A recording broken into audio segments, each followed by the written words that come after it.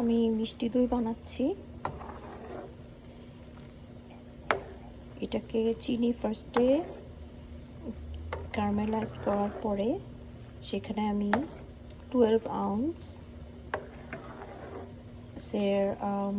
দুধ, মানে 1 কাপ দুধ আর 12 আউন্স আরেকটা ইভাপোরেটেড মিল্ক মিক্স করছি। করে ওটাকে ভালো করে ফুটিয়ে তারপর এটাকে একটু হালকা ঠান্ডা করে এখন এটাতে 1 কাপ দুধ অ্যাড করেছি। করার পরে এটাকে ভালো করে মিক্স করলাম। মিক্স করে এখন আমি একটা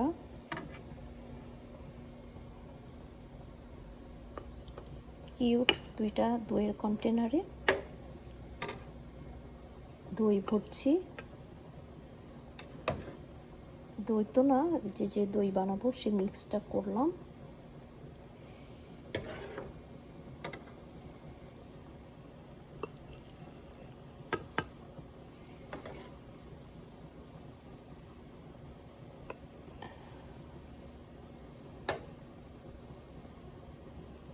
করে নিয়ে এটাকে আমি ওভেনে 1.5 ঘন্টা রেখে দিব। 200 ডিগ্রি সেলসিয়াসে প্রথমে প্রিহিট করে ওটাকে বন্ধ করে দিব, দিয়ে 1.5 ঘন্টা আমি এটাকে ওভেনে রেখে দিব।